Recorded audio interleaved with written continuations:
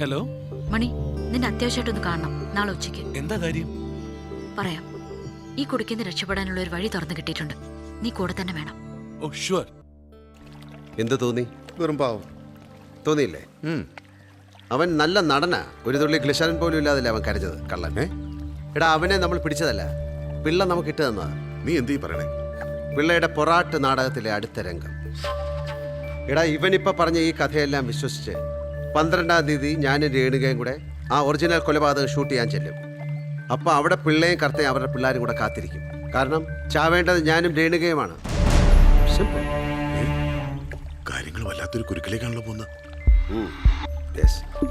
പുറത്തേക്കുമ്പോൾ സത്യം തെളിയിക്കാൻ ഞാനും രേണുവും എന്തൊക്കെ ചെയ്യും അവർക്ക് ഒരു പിടിയില്ല. അപ്പം ഞങ്ങൾ അവസാനിക്കണം. ഒരിക്കലും അവസാനിക്കാത്ത ഒരു ഒളിവ് ജീവിതം അങ്ങനെ വരുത്തി തീർക്കും അവർ. പോലീസും സർക്കാരും മീഡിയയും. വേറെ വഴിയില്ല ഋഷി. 12-ാം തീയതി അവരുടെ കശാപ്പ് ശാലയിലേക്ക് ചെന്ന് കയറിയേ പറ്റൂ. ഞങ്ങൾക്കിത് ഒരേ സമയം കെണിയും രക്ഷപ്പെടാനുള്ള മാർഗമാണ്. ഒരേ ഒരു മാർഗം. വിജയിച്ചാൽ നഷ്ടപ്പെട്ടതെല്ലാം തിരിച്ചു പിടിക്കാം. ഒപ്പം ഭരതൻ പിള്ളയുടെ രാഷ്ട്രീയ സമാധി. തോറ്റ മരണം. നിന്റെ ഭാഷയിൽ ആത്മഹത്യ ചെയ്തതാണത്രേ.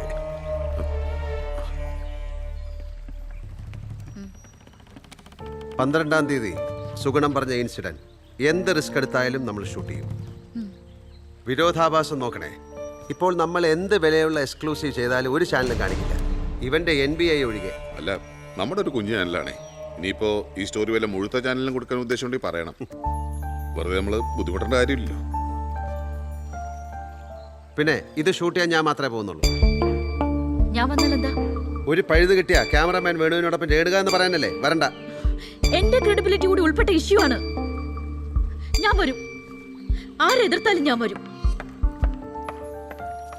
നീ ചെല്ലേ, ഞാനൊന്ന് പ്ലാൻ ചെയ്യട്ടെ.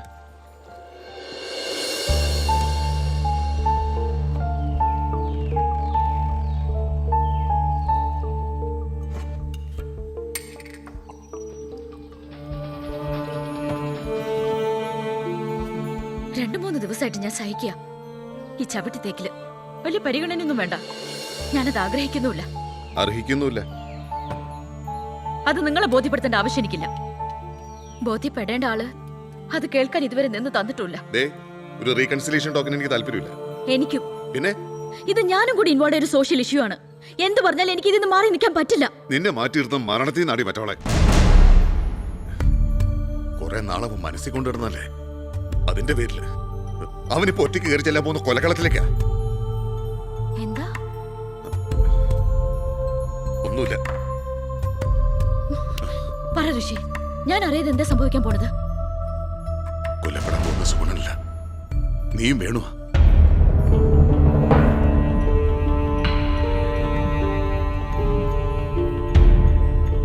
ഇനിയും പോണം തോന്നുന്നുണ്ടോ? ഇതറിഞ്ഞിട്ട് ഞാൻ കൂടെ പോയില്ലെങ്കിൽ പിന്നെ ഞാനില്ല ഋഷി.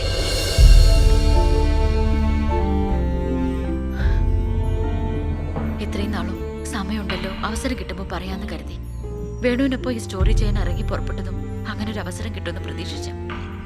ഇനിയിപ്പോ സമയത്തിന്റെ കാര്യത്തിൽ ഉറപ്പൊന്നുമില്ലല്ലോ, അതുകൊണ്ട് പറയാം, ഞാൻ നിങ്ങളെ ആരും ചതിച്ചിട്ടില്ല ഋഷി. അന്ന് പോലീസിന് ഭയന്ന് ടേപ്പ് എന്റെ കയ്യിൽ തന്ന് വേണു എന്നെ കാറിൽ കയറ്റി വിട്ടില്ലേ? ഞാൻ നമ്മുടെ സ്റ്റുഡിയോയിലേക്ക് ഋഷിയുടെ സ്റ്റുഡിയോയിലേക്ക് തന്നെ പുറപ്പെട്ടത്. പക്ഷേ അബു, വേഗം പോ, 9 കാലായി. എഡിറ്റ് ചെയ്ത് 10 മണിക്ക് എയർ ചെയ്യേണ്ടതാ. ധൈര്യമായിട്ടിരിക്കും. 15 മിനിറ്റിനുള്ളിൽ ഞാൻ എത്തിച്ചേരും.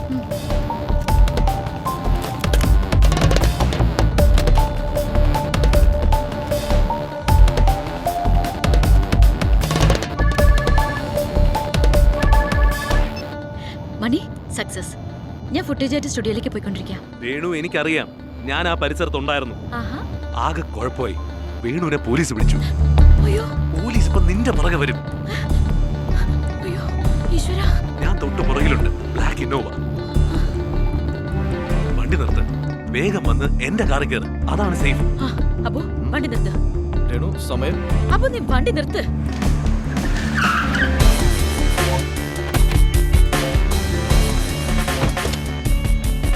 വേഗം കയറ്. മണി, പെട്ടെന്ന്. സ്റ്റോറിയാ.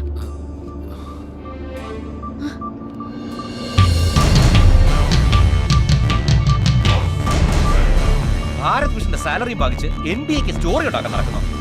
അതിന് സാർ ഞാനിപ്പോ നിങ്ങളുടെ സ്റ്റാഫ് അല്ലല്ലോ.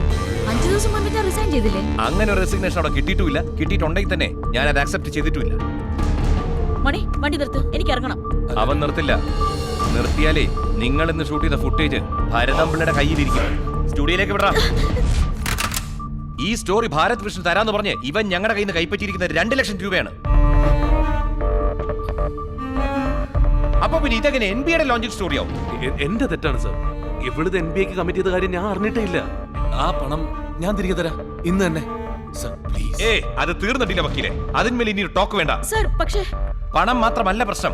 നീ ഈ സ്റ്റോറി ചെയ്തുകൊണ്ട് വരുമ്പോ ഇവിടുത്തെ ജൂനിയർ റിപ്പോർട്ടർ എന്ന നിനക്ക് വേണ്ടി ഇവൻ ബാർഗൈൻ ചെയ്ത് ഉറപ്പിച്ചു വെച്ചിരുന്നത് ഇവിടുത്തെ സീനിയർ എഡിറ്ററുടെ പോസ്റ്റാണ്. അറിയോ? മണി, എനിക്ക് ഇവരുടെ ഒരു പോസ്റ്റും വേണ്ട.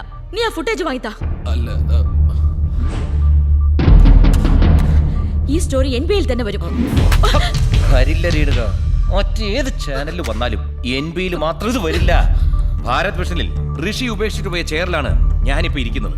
അപ്പോ ഇത്രയ്ക്ക് എക്സ്പ്ലോസീവ് ആയിട്ടുള്ള സ്റ്റോറിയുമായിട്ട് ഋഷി ലോഞ്ച് ചെയ്യുമെന്ന് പറഞ്ഞാൽ എനിക്കതെങ്ങനെ സമ്മതിച്ചു തരാൻ പറ്റും?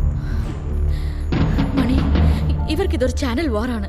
എനിക്ക് എന്റെ വിശ്വാസതയും ലൈഫും ആണ്. മണി പ്ലീസ്, നാളെ മാരേജ് ആണ് എന്റെയും മേഡുന്റെയും. Sir please. നീ ഇനി സംസാരിക്കരുത്. ഓക്കെ, രേണുകയുടെ സമ്മതമില്ലാതെ ഞാനിത് എയർ ചെയ്യില്ല, ഉറപ്പ്. പക്ഷേ NBA ജനിക്കാതിരിക്കാൻ ഞാനിത് ഉപയോഗിക്കും. സിമ്പിൾ. ഭരതമ്പിള്ളയെ വിളിച്ച് ഈ ഫുട്ടേജ് ഞാൻ ഹാൻഡ് ഓവർ ചെയ്യും. NBA പിന്നെ ഋഷിയുടെ സ്വപ്നം മാത്രമായിരിക്കും. അതുപോലെ പിന്നെ കസ്റ്റഡിയിലുള്ള വേണു ഇനി ഏത് രൂപത്തിൽ തിരിച്ചു വരുമെന്ന് എനിക്ക് പറയാനാവില്ല. രേണുവിക്ക് സമയമുണ്ട്. ഭരതൻപിള്ള ഈ കോൾ അറ്റൻഡ് ചെയ്യുന്നത് വരെ. സർ വേണ്ട സർ, സർ പ്ലീസ്, ഞാൻ കാല് പിടിക്കാം സർ. ഇത് രേണുവിന്റെ ഭാവിയാണ് എഫക്ട് ചെയ്യുന്നത്. ഹലോ, ഭരതൻപിള്ള സാറല്ലേ? അതെ, ഭരതമ്പിള്ള.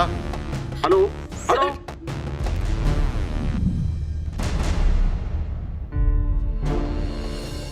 ഒറ്റ രാത്രി കൊണ്ട് ആരും ഇല്ലാതാകുക, ഒന്നുമില്ലാതാകുക.